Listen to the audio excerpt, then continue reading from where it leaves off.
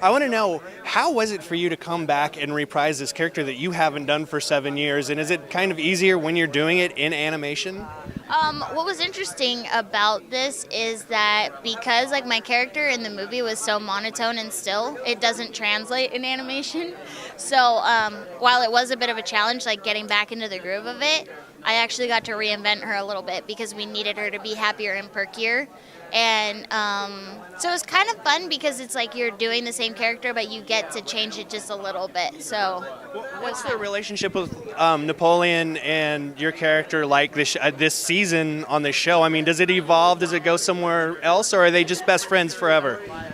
I think that Deb always has a special place in her heart for Napoleon, and I think she always secretly wishes that he would just like give up his love of Ligers and love her. But you'll have to see. Like, I think they have really sweet moments and everything, but I think that that's part of the allure of their little relationship is because she's always chasing after him and wants to get married, and he's just like doing his thing. Now, So- are you and John in the booth together doing the voices, or are you guys doing the thing where they bring you in and you just do it wherever you're at? How does that kind of work? It depends on everybody's schedules because in the beginning, we were all in the room together, in separate booths but in the same room. But towards the end, when everyone was having, contradicting schedules, then we just go in and do it on our own. But it's cool because Mike is always in the room and Jared, the director, is always in the room, and they do great voices too. So it's just fun. You're in there playing, and you always have somebody to act off of. As far as the storylines go, I mean, is this one of those things where the characters are going to be allowed to grow and move on from high school, or is it going to be kept in high school for the duration of this show? Like, we see Fox animation shows stay on the air for 17 years. So. Yeah. I think that part of the...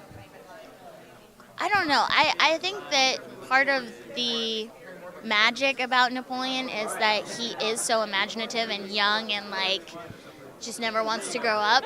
I don't know exactly if they're planning on aging us, but I think for right now, like, it's not 7 years later. It's like picks up right where we left off. They're still in high school, So it's kind of fun in a way because that's a part of you that gets to stay forever young no matter what, Yeah. It's kind of fun. For last question, can you just give us a hint about some of the storylines we're going to see? Because we don't know too much about where this world is going or what kind of crazy stuff is going to happen here. Well, Napoleon has lots of sweet battles. There's talking ligers. I believe that Napoleon and I are on a jet ski at one point. We have sweet guest stars, like amazing. This is the first time I've ever been starstruck in my life. Jennifer Coolidge was at a table read, and I almost died. She was amazing. And she told me that she thought I was funny, and I was like, okay, I'm done.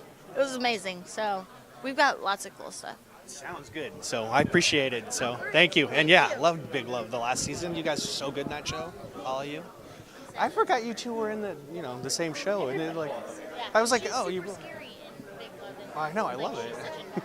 Have you ever seen her on Sunny? No. As Mac's mom? Oh, she's awesome. I know it sounds crazy, but I don't watch TV. Oh, you got to watch Sunny. I know. Come on, that's the best show on TV. And I love Charlie. And she's in it.